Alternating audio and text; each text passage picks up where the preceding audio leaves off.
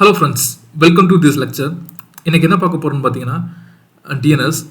So DNS எதுக்கு use ஆகுதுன்னு பார்த்தீங்கன்னா, ஸோ இப்போது டொமைன் நேம் ரிக்வஸ்ட்டை வந்து ஐபிஎட்எஸ்க்கு சென்ட் பண்ணுறதுக்கும் ஆர் ஐபிஎட்எஸில் வர ரிக்வஸ்ட்டை வந்து டிஎன்எஸ் சர்வருக்கு சென்ட் பண்ணுறதுக்கு தான் யூஸ் ஆகுது. ஸோ இதை பற்றி டீட்டெயிலாக பார்க்கலாம். ஸோ இந்த சினாரியில் பார்த்தீங்கன்னா system A and system B இருக்குது. ஸோ ரெண்டுமே பார்த்தீங்கன்னா சேம் நெட்வொர்க்கில் இருக்குது. ஸோ இப்போ சிஸ்டம் ஏலேருந்து சிஸ்டம் பி வந்து நம்ம கம்யூனிகேட் பண்ணோம் அப்படின்னா கண்டிப்பாக வந்து பிங் பண்ண முடியும். ஏன்னு பார்த்தீங்கன்னா ரெண்டுமே சேம் நெட்வொர்க். ஸோ இப்போ சிஸ்டம் பி பார்த்தீங்க அப்படின்னா ஒரு டிபி சர்வராக இருக்குது அப்படின்னா, ஸோ ஒவ்வொரு வாட்டியும் நம்ம ஐபிஎட்எஸ் வந்து ஞாபகம் வச்சிருக்க முடியாது. ஸோ அதுக்கு பதிலாக ஒரு நேம் வச்சுட்டோம் அப்படின்னா அந்த நேம் வச்சு கால் பண்ணும்போது நம்ம அந்த டிபி வந்து ஆக்சஸ் பண்ண முடியும். ஸோ அதனால் என்ன பண்ண போகிறோம்னு பார்த்தீங்கன்னா, இப்போ சிஸ்டம் பி வந்து ஒரு டிபின்னு ஒரு நேம் வச்சு டெம்பரரியாக வைக்க போகிறோம். ஸோ இப்போ சிஸ்டம் ஏ லாகின் பண்ணிட்டு சிஸ்டம் பி வந்து நான் பிங் பண்ண போகிறேன். ஸோ இந்த வாட்டி வந்து ஐபிஎட்எஸ் பதிலாக நம்ம ஒரு நேம் வச்சோம் பார்த்தீங்களா, டிபி. ஸோ அந்த நேம் யூஸ் பண்ண போகிறேன். ஸோ பிங் ஸ்பேஸ் டிபின்னு சொல்லி நான் கொடுத்து டைப் பண்ணும்போது இங்கே என்ன அவுட்புட் வரும்னு பார்த்தீங்கன்னா அன்னோன் ஹோஸ்ட் டிபி. ஏன்னா ஹோஸ்ட் ஏக்கு வந்து ஹோஸ்ட் பியோடைய ஐபிஎட்எஸ் மட்டும் தான் தெரியும், 1.11 சொல்லிட்டு.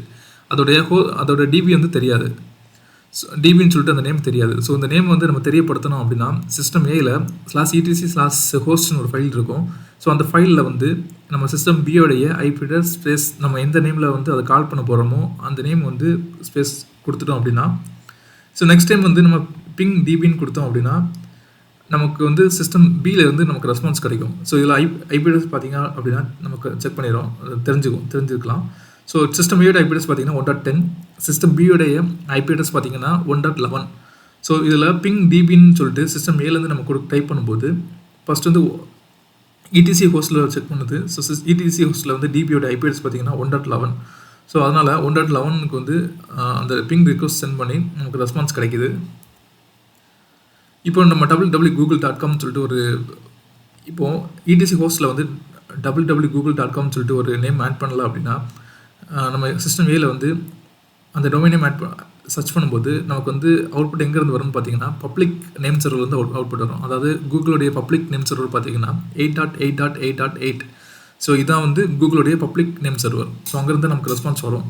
ஆனால் இந்த சினாரியில் என்ன பண்ணியிருக்குன்னு பார்த்தீங்கன்னா சிஸ்டம் ஏல www.google.com ஐபிஎட்எஸ் சிஸ்டம் பின்னு நம்ம மென்ஷன் பண்ணியிருக்கோம். ஸோ நம்ம இங்கே வந்து www.google.com சொல்லி சர்ச் பண்ணும்போது ஃபஸ்ட்டு /etc/host ஃபைல் செக் பண்ணி பார்க்குது. ஸோ அதில் வந்து www.google.com சொல்கிறது வந்து 1.11. ஸோ இந்த 1.11 மூலமாக நமக்கு ரெஸ்பான்ஸ் கிடைக்குது.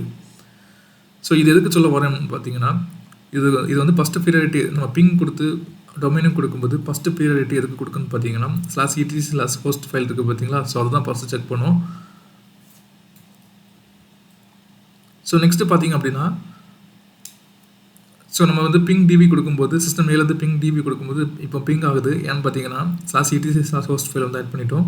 அதே மாதிரி SSH டிபின்னு கொடுக்கும்போது இந்த டிபி வந்து என்ன பண்ணணும்னு பார்த்தீங்கன்னா இந்த ஐபிஎட்எஸை வந்து /etc/host ஃபைல் வந்து ஃபெச் பண்ணி கொடுக்கும். ஸோ அதனால் SSH கூட பண்ணி அந்த சிஸ்டம் பி வந்து லாகின் பண்ண முடியும் சிஸ்டம் ஏல இருந்து. ஸோ நெக்ஸ்ட்டு பார்த்தீங்க அப்படின்னா கர்ல் கொடுத்து www.google.com அப்படின்னு கொடுத்தோம் அப்படின்னா அதோடைய ரெஸ்பான்ஸ் நமக்கு கிடைக்கும். ஸோ இங்கே பார்த்தீங்கன்னா ஒரு விஷயம் நம்ம நோட் பண்ண வேண்டியிருக்கு. என்னென்னு பார்த்தீங்கன்னா /etc/host ஃபைலில் வந்து நம்ம வந்து நேம் பார்த்தீங்கன்னா நேமிங் கன்வர்ஷன் டிபின்னு கொடுத்துருக்கோம். ஆனால் இங்கே ஹோஸ்ட் நேம் பார்த்தீங்க அப்படின்னா ஹோஸ்ட் நேம் அதாவது சிஸ்டம் பியை லாகின் பண்ணிவிட்டு அதில் ஹோஸ்ட் நேம் பார்த்தீங்கன்னா host-2 இருக்குது. ஸோ இந்த ஹோஸ்ட் நேமும் நம்ம இங்கே கொடுக்குற ஹோஸ்ட் நேமை வந்து சேமாக இருக்கணும்னு சொல்லிட்டு தேவை கிடையாது. ஸோ இங்கே இதுகளில் கொடுக்குற நேம் பார்த்தீங்கன்னா நேமிங் கன்வர்ஷன் நம்ம வந்து என்ன நேமில் வந்து அதை கால் பண்ண போகிறோமோ அந்த நேம் வந்து இங்கே கொடுத்துருக்கோம். ஸோ நெக்ஸ்ட்டு பார்த்தீங்கன்னா நேம் ரெசல்யூஷன். சரி, நேம் ரெசல்யூஷன் அப்படின்னா இப்போது சிஸ்டம் ஏ வந்து நம்ம வெப் சர்வர்னு வச்சுப்போம், சிஸ்டம் பி வந்து டிபி சர்வர்னு வச்சுப்போம், சிஸ்டம் சியை வந்து NFS சர்வர்னு வச்சுப்போம். அப்படின்னா இப்போ சிஸ்டம் ஏலேருந்து லாகின் பண்ணிட்டு சிஸ்டம் சி வந்து ஆக்சஸ் பண்ணுறதுக்கு ரெண்டு ஆப்ஷன் இருக்குது. ஒன்று பார்த்தீங்க அப்படின்னா இந்த ஐபிஎட்எஸ் வந்து நம்ம கொடுக்கலாம் பிங் ஸ்பேஸ் 192.168.1.12 கொடுக்கலாம். இல்லை அப்படின்னா பிங் ஸ்பேஸ் NFS கொடுக்கலாம். ஸோ பிங் ஸ்பேஸ் NFS கொடுக்கும்போது நமக்கு வந்து ஃபஸ்ட்டு அவுட்புட் வராது. ஏன்னு பார்த்தீங்க அப்படின்னா இந்த சிஸ்டம் ஏக்கு வந்து சிஸ்டம் சியோடைய நேம் வந்து NFSன்னு சொல்லிட்டு தெரியாது. ஸோ அது நம்ம தெரிய வைக்கணும் அப்படின்னா /etc/hostல போயிட்டு சிஸ்டம் சியோடைய ஐபிஎட்எஸ் ஸ்பேஸ் .NFS கொடுக்கணும். அதே மாதிரி இப்போ சிஸ்டம் ஏலேருந்து சிஸ்டம் பியை வந்து பிங் பண்ணுறதுக்கு டிபின்னு கொடுத்து பிங் பண்ணோம் அப்படின்னா பிங் ஆகாது. ஏன்னா இடிசி ஹோஸ்ட்டில் ஆட் பண்ணல. ஸோ பிங் பண்ணோம் அப்படின்னா இந்த டிபியோடைய ஐபிஎட்எஸ் ஸ்பேஸ் இந்த நேம் கொடுத்துட்டோம் அப்படின்னா நெக்ஸ்ட் டைம் பிங் பண்ண முடியும். அதே மாதிரி ஹோஸ்ட் ஏயோடைய name IPs space name. So இந்த மாதிரி இந்த 3 web server, DB server, NFS server இந்த என்ட்ரியை வந்து எல்லா சர்வருமே இப்போ டிபி சர்வர் லாகின் பண்ணிட்டு web server, DB server, NFS server அதோட ஐபிஎஸ் நேம் கொடுக்கணும். அதே மாதிரி சிஸ்டம் சியை லாகின் பண்ணிட்டு அதில் வந்து web server, DB server, NFS server அதோடைய நேம் கொடுத்துரும். அப்படின்னா இப்போது இந்த சிஸ்டம் ஏலேருந்து பிங் என்எஃப்எஸ் கொடுத்து பிங் பண்ணோம் அப்படின்னா நமக்கு வந்து ரெஸ்பான்ஸ் வந்து 1.12 சர்வர் 1.12 ஐபிஎஸ் வழியாக நமக்கு கிடைக்கும். ஏன்னு பார்த்தீங்கன்னா /etc ஹோஸ்ட்டில் வந்து ஆட் பண்ணிட்டோம். அதே மாதிரி சிஸ்டம் சியிலேருந்து சிஸ்டம் ஏயை பிங் பண்ணோம் அப்படின்னா நமக்கு வந்து 1.10 வழியாக நமக்கு பிங் ரெஸ்பான்ஸ் கிடைக்கும். ஸோ இப்போ வந்து 3 சர்வர் இருக்கும்போது ஓகே. இப்போ 100 சர்வர்ஸ் 100+ சர்வர்ஸ் இருக்கும்போது நம்ம ஒவ்வொரு சர்வர் லாகின் பண்ணிட்டு இந்த மாதிரி web server, DB server, NFS server இந்த மாதிரி எத்தனை சர்வர்ஸ் இருக்கோ ஒவ்வொரு சர்வருடைய ஐபிஎஸ் வந்து நம்ம ஆட் பண்ணிட்டு இருக்க வேண்டியிருக்கும். ஸோ இப்போ வந்து இன் ஃபியூச்சரில் வந்து டிபி சர்வருடைய ஐபிஎஸ் சேஞ்ச் பண்ணிட்டாங்க அப்படின்னா திரும்ப வந்து டிபி சர்வருடைய ஐபிஎஸ் வந்து ஒவ்வொரு சிஸ்டமாக நம்ம லாகின் பண்ணிட்டு அந்த ஐபிஎஸ் வந்து அப்டேட் பண்ணுற மாதிரி இருக்கும். ஸோ இதை அவாய்ட் பண்ணுறதுக்கு என்ன பண்ணலாம்னு பார்த்தீங்கன்னா ஒரு சென்ட்ரலைஸ்டு டிஎன்எஸ் சர்வர் வச்சுட்டு அந்த சென்ட்ரலைஸ்டு டிஎன்எஸ் சர்வரில் எல்லா அந்த நேமிங் சர்வர்ஸ் என்ட்ரிகெல்லாம் வந்து அதில் கொடுத்துட்டோம் அப்படின்னா கொடுத்துட்டு ஸோ நெக்ஸ்ட் வந்து நம்முடைய சிஸ்டம்ஸ் இருக்குது பார்த்தீங்களா. ஸோ சிஸ்டமில் /etc/install.config வந்து டிஎன்எஸ் சர்வருடைய ஐபிஎஸ் நம்ம கொடுத்துட்டோம் அப்படின்னா நெக்ஸ்ட் டைம் வந்து இப்போது ஃபார் எக்ஸாம்பிள் இப்போ சிஸ்டம் ஏல வந்து பிங் SQLன்னு கொடுத்தோம் அப்படின்னா ஸோ etc/resolve.config வந்து செக் பண்ணி பார்ப்போம். ஸோ அதில் வந்து நம்முடைய டிஎன்எஸ் சர்வருடைய ஐபிஎஸ் பார்த்தீங்கன்னா டிஎன்எஸ் சர்வர் ஐபிஎஸ் வழியாக டிஎன்எஸ் என்ட்ரி வந்து ஃபெச் பண்ணிவிட்டு இதில் SQL சர்வருடைய ஐபிஎஸ் பார்த்தீங்கன்னா 1.41. ஸோ இந்த 1.41 இருக்கான்னு சொல்லி செக் பண்ணோம். ஸோ 1.41 சர்வர் நமக்கு இருக்குது அப்படின்னா அது வழியாக நமக்கு வந்து பிங் ரெஸ்பான்ஸ் கிடைக்கும். ஸோ இந்த மாதிரி நம்ம எதுக்கெல்லாம் பிங் பண்ணுறோமோ அதுக்கெல்லாம் வந்து ரெஸ்பான்ஸ் கிடைக்கும். ஸோ அது எதில் நம்ம மாற்றணும் எங்கே வந்து டிஎன்எஸ் என்ட்ரி நம்ம கொடுக்கணும்னு பார்த்தீங்க அப்படின்னா /etc/resolve.config. ஸோ இதில் போயிட்டு நேம் சர்வர்னு சொல்லிட்டு நம்ம டிஎன்எஸ் சர்வருடைய ஐபிஎஸ் கொடுக்கணும். ஒவ்வொரு இதே மாதிரி 100 சர்வர்ஸ் இருக்குது அப்படின்னா 100 சர்வர்ஸ் தனித்தனியாக லாகின் பண்ணிட்டு அதில் வந்து etc/resolve.config வந்து டிஎன்எஸோடைய ஐபிஎஸ் நம்ம கொடுக்குற மாதிரி இருக்கும். ஸோ இந்த டைமில் இப்போ வந்து நம்ம ஃபியூச்சரில் வந்து டிபி சர்வருடைய ஐபிஎஸ் சேஞ்ச் பண்ணுறோம் அப்படின்னா நம்ம டிஎன்எஸ் சர்வர் லாகின் பண்ணிட்டு அதில் வந்து அந்த என்ட்ரி மட்டும் சேஞ்ச் பண்ணிட்டோம் அப்படின்னா போதும். நமக்கு 100 சர்வர்ஸ் தனித்தனியாக லாகின் பண்ணிட்டு நம்ம அப்டேட் பண்ண தேவை கிடையாது. ஏன்னா டிஎன்எஸ் என்ட்ரியில் தான் இப்போது அந்த டிபி எல்லா என்ட்ரியுமே நம்ம கொடுத்துருக்கோம். ஸோ நெக்ஸ்ட்டு பார்த்திங்க அப்படின்னா ஸோ இப்போ சிஸ்டம் ஏக்கு வந்து ஒரு டெஸ்டிங் சர்வர் வேணும். அதை வந்து மற்ற சர்வருக்கு கூட வந்து அந்த நேமிங் அந்த ஹோஸ்டோடைய நேம் வந்து இன்ஃபார்ம் பண்ண தேவையில்லை அப்படின்னா சிஸ்டம் ஏயை லாகின் பண்ணிட்டு சிஸ்டம் ஏடைய /etc/host ஃபைலில் வந்து டெஸ்டிங்கோடைய ஐபிஎஸ் ஸ்பேஸ் டெஸ்டிங்கோட நேம் கொடுத்துட்டோம் அப்படின்னா சிஸ்டம் ஏல வந்து பிங் டெஸ்ட் கொடுக்கும்போது இந்த சிஸ்டம் வந்து நம்மளால் வந்து பிங் பண்ண முடியும். ஸோ இப்போ வந்து இன்னொருத்தர் வந்து தெரியாமல் என்ன பண்ணிட்டாருன்னு பார்த்தீங்க அப்படின்னா இன்னொரு அட்மின் வந்து அந்த நேமை வந்து தப்பாக டிஎன்எஸ் என்ட்ரியில் போய் அப்டேட் பண்ணிட்டார் அப்படின்னா ஸோ இப்போ என்ன நடக்கும்னு பார்த்தீங்கன்னா பிங் கொடுக்கும்போது பிங் ஸ்பேஸ் டெஸ்ட்னு கொடுக்கும்போது என்ன நடக்குன்னு பார்த்தீங்கன்னா ஃபஸ்ட் வந்து அது /etc/host ஃபைல் வந்து செக் பண்ணும். ஸோ அதில் ஐபிஎஸ் பார்த்தீங்கன்னா 1.115. ஸோ அந்த 115 வழியாக நமக்கு வந்து ரெஸ்பான்ஸ் கிடைக்கும். 115 வந்து அவைலபிளாக இருக்குன்னு சொல்லி செக் பண்ணும். ஸோ 115 சர்வர் வந்து அவைலபிளாக இருக்குது. ஸோ அது வழியாக நமக்கு ரெஸ்பான்ஸ் கிடைக்கும். ஒரு வேளை /etc/host ஃபைலில் வந்து சிஸ்டம் ஏல /etc/host ஃபைலில் வந்து இந்த என்ட்ரி இல்லை அப்படின்னா அது என்ன பண்ணணும்னு பார்த்தீங்கன்னா டிஎன்எஸ் சர்வருக்கு போகும். ஸோ டிஎன்எஸ் சர்வரில் வந்து அந்த என்ட்ரி இருக்கான்னு பார்ப்போம். ஸோ என்ட்ரி வந்து இதில் பார்த்தீங்கன்னா 116 தப்பான என்ட்ரி இருக்குது. ஸோ நமக்கு வந்து அவுட்புட் வராது, பிங் ரெஸ்பான்ஸ் வராது. ஸோ இது மூலமாக இது எப்படி ஃபஸ்ட் வந்து ப்ரியாரிட்டி இது /etc/host ஃபைல் தான் கொடுக்குது. செகண்ட் தான் வந்து டிஎன்எஸ் என்ட்ரி கொடுக்குது. அது எப்படி நடக்குது அப்படின்னா நம்மளோட சிஸ்டமில் வந்து /etc/nslookup ஒரு ஃபைல் இருக்குது. ஸோ அந்த ஃபைலில் வந்து நம்ம ஃபஸ்ட் வந்து ஃபைல்ஸ்னு மென்ஷன் பண்ணியிருப்போம். ஸோ செகண்ட் தான் டிஎன்எஸ்ன்னு சொல்லி மென்ஷன் பண்ணியிருக்கோம். ஸோ ஃபைல்ஸ் மீன்ஸ் /etc/host ஃபைலில் தான் மென் பண்ணியிருக்காங்க. ஸோ டிஎன்எஸ்ன்னு சொல்கிறது டிஎன்எஸ் என்ட்ரி. ஸோ இங்கே வந்து நம்ம சேஞ்ச் பண்ணிட்டோம் அப்படின்னா அந்த பீரியடியாக சேஞ்ச் பண்ண முடியும். அதாவது இங்கே டிஎன்எஸ் ஃபஸ்ட்டு கொடுத்துட்டு ஃபைல் செகண்ட் கொடுத்தோம் அப்படின்னா ஃபஸ்ட்டு பீரியட் டிஎன்எஸ் கொடுக்கும், செகண்ட் பீரியட் ஃபைல்ஸ் கொடுக்கும். ஸோ இந்த சினாரியோவில் நம்ம வந்து ஃபஸ்ட் வந்து ஃபைல்ஸ் பை டிஃபால்ட்டாகவே வந்து ஃபைல்ஸுக்கு தான் நம்ம வந்து அதாவது /etc/host ஃபைலுக்கு தான் ப்ரியாரிட்டி ஃபஸ்ட்டு கொடுப்போம், செகண்ட் தான் வந்து டிஎன்எஸ் என்ட்ரி கொடுப்போம். ஸோ அதே மாதிரி நம்ம எதுவுமே சேஞ்ச் பண்ணாமல் அப்படியே வச்சுருக்கிறோம். ஸோ இப்போ பார்த்தீங்கன்னா டிஎன்எஸ் என்ட்ரியில் வந்து இருக்கிற டொமைனம் தவிர வேறு ஏதாவது டொமைனம் சர்ச் பண்ணும்போது இந்த மாதிரி அவுட்புட் வரும். டெம்பரரி ஃபைல் நேம் ரெசல்யூஷன் அந்த மாதிரி வரும். ஸோ இதை அவாய்ட் பண்ணுறதுக்கு என்ன பண்ணலாம்னு பார்த்தீங்கன்னா, ஸோ /etc/resolve.config போயிட்டு பப்ளிக் நேம் சர்வருடைய ஐபி அட்ரஸ் பண்ணிக்கலாம். ஸோ பப்ளிக் நேம் சர்வரோட ஐபி அட்ரஸ் பார்த்தீங்கன்னா கூகுளோடைய IP name server. So 8.8.8.8. So அப்படி கொடுத்துட்டோம் அப்படின்னா, ஸோ இப்போ நான் வந்து பிங் www.facebook.com சொல்லி சர்ச் பண்ணுறேன். ஸோ ஃபஸ்ட்டு என்ன பண்ணணும்னு பார்த்தீங்கன்னா, நேம் சர்வரில் வந்து ஃபஸ்ட்டு ETC ஹோஸ்ட்டில் வந்து இருக்கான்னு செக் பண்ணோம். ஸோ அதில் இல்லை. செகண்ட் என்ன பண்ணணும்னா /etc/resolve.config வந்து நேம் சர்வர் என்ட்ரி பார்த்தீங்கன்னா 8.8.8.8. ஸோ ஃபஸ்ட் இந்த நேம் சர்வருக்கு போகும் 100. ஸோ இதில் வந்து இந்த என்ட்ரி இருக்கான்னு சொல்லி செக் பண்ண வைக்கும். ஸோ இதில் என்ட்ரி எதுவுமே இல்லை. ஸோ செகண்ட் என்ன பண்ணணும் பார்த்தீங்கன்னா, அடுத்த நேம் சர்வர் வரும். நேம் சர்வரில் பார்த்தீங்கன்னா 8.8.8.8. ஸோ இது வந்து பார்த்தீங்க அப்படின்னா பப்ளிக் நேம் சர்வர். ஸோ இந்த பப்ளிக் நேம் சர்வர் வந்து எல்லா டொமைனுடைய என்ட்ரியுமே இருக்கும். ஸோ www.facebook.com என்ட்ரி கூட அதில் இருக்கும். ஸோ அதனால் இந்த resolve.config ஆட் பண்ணிவிட்டு அதுக்கப்புறமா பிங் www.facebook.com கொடுத்தோம் அப்படின்னா பிங் ஆகும். இல்லை அப்படின்னா இப்படி கொடுக்கும்போது என்ன பண்ணணும்னு பார்த்தீங்கன்னா, ஒவ்வொரு சர்வர்லையும் தனித்தனியாக பேட் பண்ணுற மாதிரி இருக்கும். ஸோ இதை அவாய்ட் பண்ணுறதுக்கு என்ன பண்ணலாம்னு பார்த்தீங்கன்னா, டிஎன்எஸ் என்ட்ரியில் லாகின் பண்ணிவிட்டு ஸோ அங்கே வந்து ஃபார்வர்ட் 2ன்னு கொடுத்து 8.8.8 கொடுத்தோம் அப்படின்னா, இங்கே இருக்கிற நேம் சர்வர் இங்கே இருக்க நேம் தவிர வேறு ஏதாவது நேம் நம்ம சர்ச் பண்ணோம் அப்படின்னா அது வந்து அந்த பப்ளிக் நேம் சர்வருக்கு வந்து அந்த ரிக்வஸ்ட் வந்து ட்ரான்ஸ்ஃபர் பண்ணும். ஸோ இந்த மாதிரி நம்ம ஆட் பண்ணோம். ஃபார்வர்ட் ஆல் டு 8.8.8 சொல்லிட்டு டிஎன்எஸ் என்ட்ரியில் கொடுத்தோம் அப்படின்னா, இதில் இருக்க என்ட்ரியை தவிர மற்ற ஏதாவது என்ட்ரி நம்ம கொடுத்தோம் அப்படின்னா அது வந்து அந்த 8.8.8க்கு சென்ட் பண்ணும். ஸோ 8.8ல் வந்து அந்த டொமைனுடைய ஐபி அட்ரஸ் இருக்கும். ஸோ அந்த ஐபி அட்ரஸ் வழியாக நமக்கு வந்து ரெஸ்பான்ஸ் கிடைக்கும். இதில் பார்த்திங்க அப்படின்னா, இப்போ facebook.com சொல்லி சர்ச் பண்ணும்போது இது வந்து என்ன பண்ணணும்னா பப்ளிக் நேம் சர்வருக்கு சென்ட் பண்ணுது. ஸோ பப்ளிக் நேம் சர்வரில் வந்து facebook.com உடைய ஐபி அட்ரஸ் வந்து அதில் இருக்கும். ஸோ அந்த ஐபி அட்ரஸ் வழியாக நமக்கு வந்து ரெஸ்பான்ஸ் கிடைக்குது. ஸோ இப்போ வந்து என்ன பார்க்க போகிறோம்னு பார்த்தீங்கன்னா domain names. So domain names அப்படின்னா ஸோ இது மாதிரி ஐபி அட்ரஸ் பார்த்தோம். ஐபி அட்ரஸ்னால் நேமிங் ஃபார்மேட்டில் இருக்கும், நம்பர்ஸ் ஃபார்மேட்டில். டொமைன் நேம் அப்படின்னா நேமிங் ஃபார்மேட்டில் இருக்கும். So for example www.google.com. So இது வந்து ஒரு fully qualified domain name.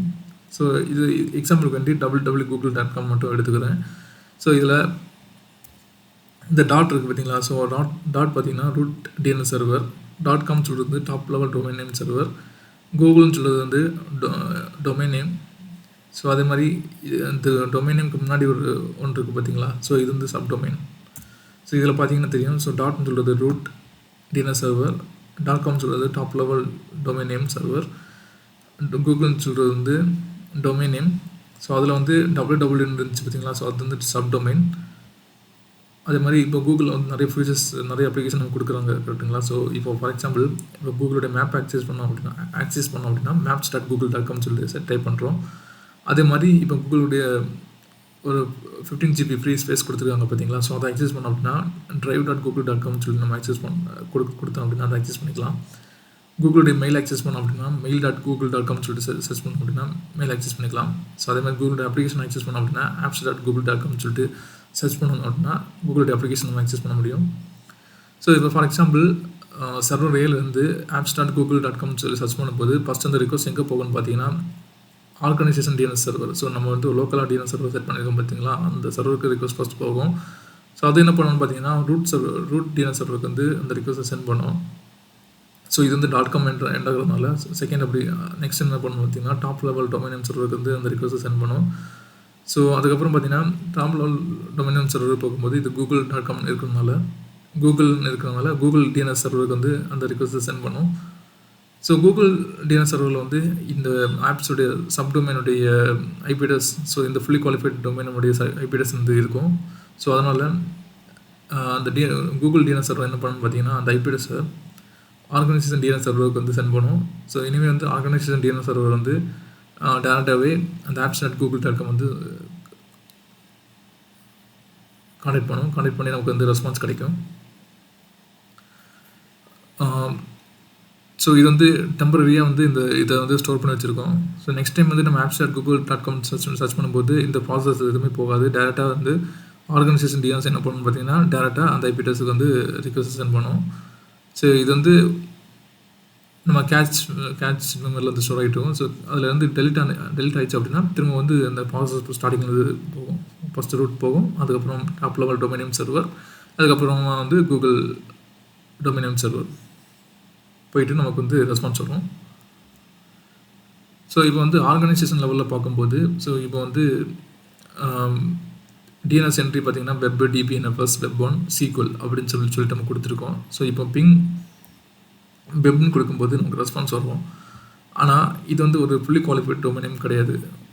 So ப்ராப்பரான வந்து ஒரு டொமைன் நேம் ஃபார்மேட் நம்ம கொடுக்கல. ஸோ ப்ராப்பரான டொமைன் நேம் ஃபார்மேட் கொடுக்குறோம் அப்படின்னா web.mycompany.com சொல்லிட்டு தான் நம்ம கொடுத்துருப்போம். அதே மாதிரி டிபி இது ஃபுல்லி குவாலிஃபைட் டொமைன் நேமில் கொடுத்துருப்போம்.